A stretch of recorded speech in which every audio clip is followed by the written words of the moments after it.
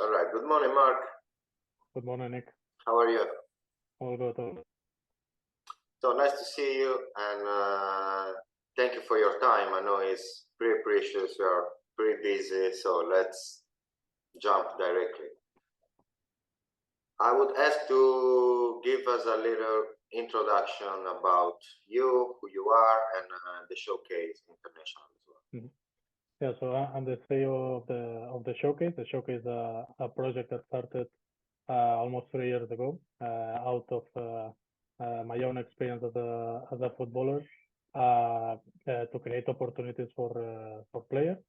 Out of my own experience as a footballer and the struggles and everything that takes to be a professional athlete. I stopped because of the coronavirus situation. I was back then playing in Austria, and out of this, my own experiences where the project took place. We try to create an opportunity, a real opportunity for players, and that's what we think we're doing in the past 2 years. We had the opportunity to meet in Madrid last year. I remember we got in contact, we rationalized how to support the athletes under the psychological and emotional spectrum, let's say, especially during this typology of event when a lot of emotions run. So I would say, how did you find the training?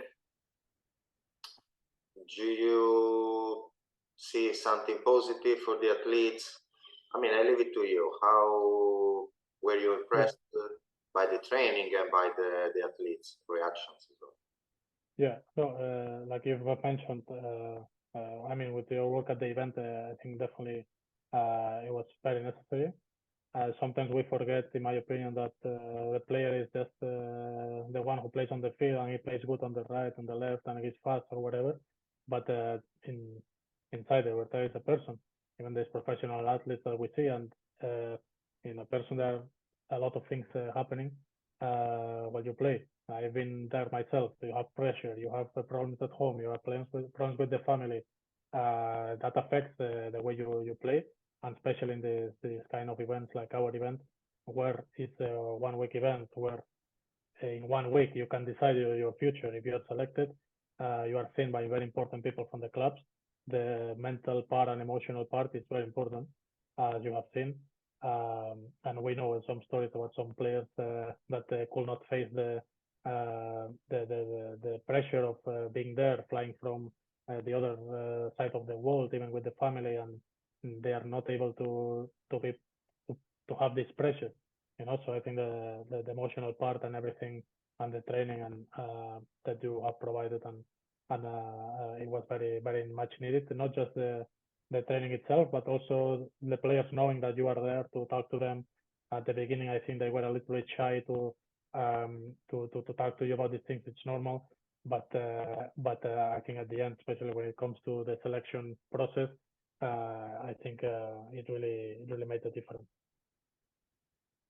Right, thanks for your comment, Mark. I'm recalling now some comments from the event. And as you said, at the beginning, they were like, everything is okay, like day 1.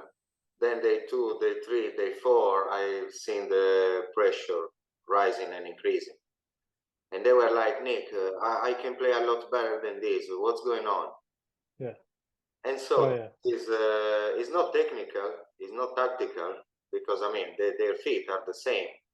But why I get tired quicker than usual? And I recall now a guy that said, when I get anxious, my respiration goes faster and I get tired more quickly. What can I do? So this is precisely the point where emotions and psychology affects sports performance. Exactly. No, and especially in our kind of event, on our event, we already try to put the situation where the player will feel the pressure because the first day you enter the field, you turn on this stands and you see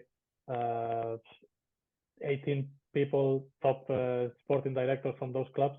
Of course, even if you're a professional player, you will be anxious. So imagine being an amateur player that come from the States or come from another part of Europe, not used to the hot weather in Madrid in July, and on top of that, these people are looking at you, and you have the pressure to play with people that are not you don't know. But this is part of like we always said, we put this situation because it is part of if you want to be a professional player, this is part of the process. Because if you are selected, then you have to go to the club, and then you will really have the pressure. So this is part of it. That's why the emotional part of it it makes a lot of sense. I do agree on what you said, and I would add an additional pressure factor: the Royal Spanish Federation of Football Facilities, yes. Which is something that me myself in person I was like, wow. So yeah, congratulations on the venue that you had access to, because I mean it's top notch. Yeah, that's also another added value, because it's not just that they are staying in a hotel. They see they are sleeping in the same bed where Sergio Busquets was sleeping 2 months ago. So, and they know it. So it's not the whole time you are feeling you have the pressure there. Yeah. That's good. So talking about pressure, how important for a football player is mindset management and emotional regulation? I think, and it's becoming more and more important. During this past years, it became much more important. I don't know if it became much more important for the players, but at least the awareness of it, I'm sure it was much more important, because I remember back then, maybe 10, 15 years ago, that was not, also the athletes didn't have that much of the pressure they have now. They are not that exposed on social media. Every day they know if you made a mistake in the training, maybe it appears on the media. So maybe that has to do with the awareness of it. But I definitely think it's a big point, because I remember when I played, the days that you are not feeling, you woke up and you're feeling a bit weak, or you have problems with the girlfriend or the family, or last night you didn't sleep properly, even if physically it has no impact because you are ready to play, but you are remembering, oh, I didn't sleep properly, I went to sleep a bit late. All of these things, and especially the one that for me it has a major factor is confidence, because the confidence is everything in life, and especially in sports, and especially in football, where you receive the ball and you don't feel 100% confident, it can bring to mistakes. And this confidence, it's not just about your skills, because you know you're good, but it can come from you're doubting yourself, because you're maybe thinking, if I don't make this pass well, or if I don't play good today, this game, I'm going to lose my career, because it's not going to put me next game. You know, there are so many factors, and all of this is not about your skills or physically you're ready or everything. It's about more of the emotional part of it. I agree with that. You mentioned confidence, and I'm recalling, how can I improve or develop confidence is one of the questions that I receive the most. A lot of people are getting more and more into, I want to be more confident. So very true. And so I have another question about the scouts, because during your events, you gather scouts from a professional Spanish team. And I would ask, by your opinion, by your perspective, how important or how beneficial should be for the scouts to have a profile that determines, that show the soft skills of the players, like confidence, what we were talking about, empathy, relationship skills as well. I mean, analyzing relationship skills, we might foresee if the player gonna bond well with the new team members, if the player gonna have new friends in another city or in another country. To what degree do you think it might be beneficial for the scouts to integrate this? Yeah, I think it's 50-50 with the sports part of it, with the football part of it, because during the event, I'm all day I'm with the clubs, while we eat, while they watch the games, while I know what they are talking about. We're talking a sporting director from Real Betis, Real Valladolid, Celta de Vigo. important people in the football business, and they know what kind of players they're looking for. And I say it goes 50-50 with the sports part of it. Of course, the player has to be good. That's the first part of it. If it's not, I would say 51-49, because if the player is not doesn't have the right skill, then you don't look at the other part. But for example, I know from the players that they were interested during the week, that they were interested on the field, 4 or 5, the ones that they liked the most. After, when they went for lunch, for example, that they in the same room, they were looking not just what he eats, but how he interacts with another player. Is he sitting alone? Is he talking just with the players from the same country that he's coming from in the same language? Is he trying to speak English with the other players? Yeah, and these are very, very important factors, because especially now, you know, they are it's like hiring an employee at the end of the day. You are not just looking at the skills, but also how he's gonna behave under pressure. Is he gonna be open to? How is he gonna be able to adapt in a new environment, in a different country? It's not. There are a lot of things to take in consideration. Even some of them ask, what's the family situation? They have the parents. He lives with the parents now. Are the parents supportive with him? How he behaves under pressure? These are very important factors that the clubs, at least in our event, that we see from first hand, it really plays a big factor when it comes to the final decision of selecting the player. And I think it can even change from one player to another, even if the skills in football are the same, but the other player is more open. They think he can adapt better in Spain. I think it can really play a decisional factor. I like your vision. The behavioral aspect of evaluating a player plays a fundamental role. We just mentioned minutes ago confidence. Now we are mentioning adaptability. We are mentioning the capability of bonding and blending with a new group. And of course, this gonna influence the final performance on the pitch. So I agree. As a personal experience, I've been in Madrid at the venue with all the scouts, and of course that part when they are all together, how they interact one with the other, if they are playing billiard or if they are just by themselves, is a crucial part to understand the person before the athlete. And as you said, if the technical skills are kind of the same, that the behavioral part can be the decisional factor. Definitely. So now moving from the scouts to a football club. Do you think for the players that are playing already in the club, should be important for them to receive a guidance or coaching or broadly support from the football club by integrating psycho-emotional educational training? What's your opinion? Definitely. I think it's the same as it is important before the players are into the club or are becoming professionals. I think when they are professionals, and nowadays it's even more important than before, because when you are an amateur, well, maybe you make it, maybe not. Once you make it, you're very happy. There's a good financial situation as well. It's easier to adapt, let's say in this case. But once you are a professional player, already a couple of years into being professional, you have the standards right here.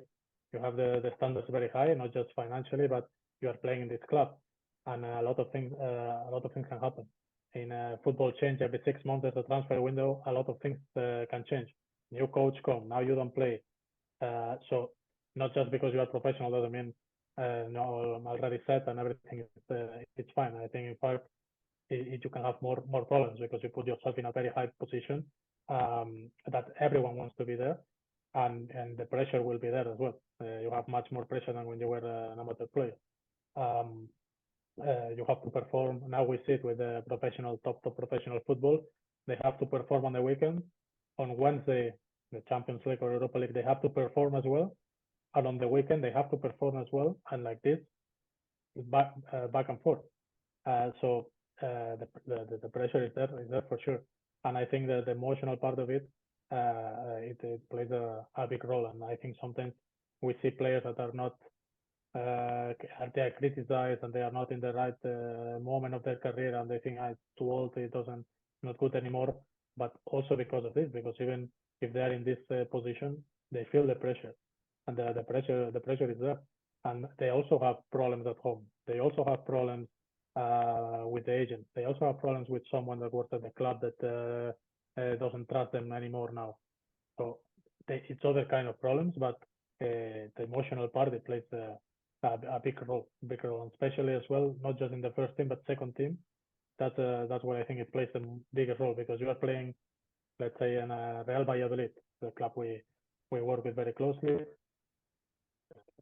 You are one step to being the first team, and the second team, you're already in the position where you go to tournaments, where you play games, and you're supposed to be the best because you play in this team, and you go with the national team, and you're making some money. But at the same time, you have to be mental strong enough to not think that you already made it, but to keep pushing to go to the first team, and that's not always easy. No, I love it. I love your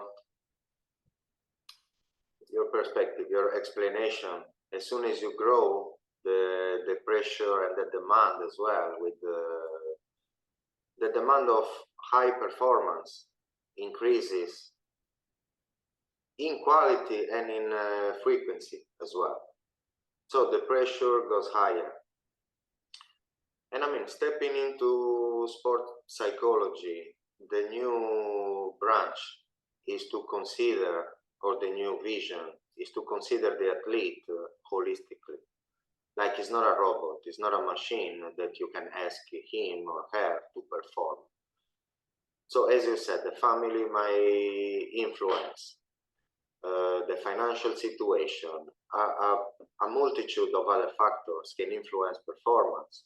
So it's important for the people around the athlete, the real supporters, to consider him or her as a human being, not as a machine. Exactly.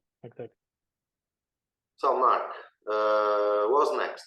What's the plan for next year? What you're gonna do? What events you have on the agenda already?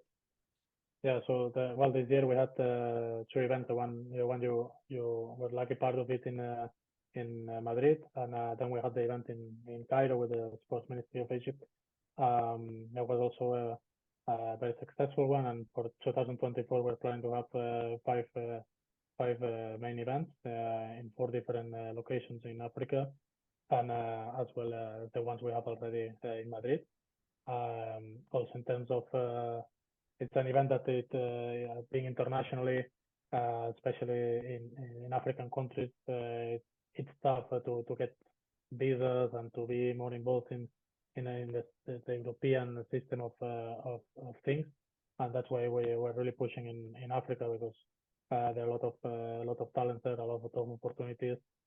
We just saw a player that recently signed a contract with Real Valladolid. They came from Nigeria. He came to the event in Cairo this year.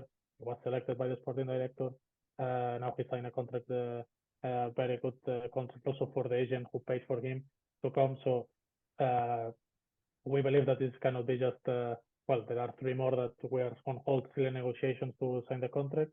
But we believe that we can really, it's a big platform to have an opportunity. And the most important is that it's real, because a lot of people from Europe that can go to Africa and see players and see this is the best one, yes, but what's after? What happens after? This is the best player in Nigeria, but what's after? That's the thing. We bring the right people there. That's a big difference. So yeah, I think this year will be a big step for us. All right, Mark, I don't want to take too much of your time. I mean, you That's gave totally fine. Always. yeah, good vision. We had a good chat, and hopefully we're gonna see each other next year. I'm sure it will be part of, as you know, most of these events and the emotional part of it that plays a big role as we just spoke. So, yeah, definitely always great to have you on board of all the projects. Will be my pleasure, Mark. Will be my pleasure. Thank you, Nick. Thanks for your time, and enjoy the Christmas time. We are on the Christmas and the end of this year. Yeah. All the best Thank you for the next one. Nick. Thank you very much. Bye bye.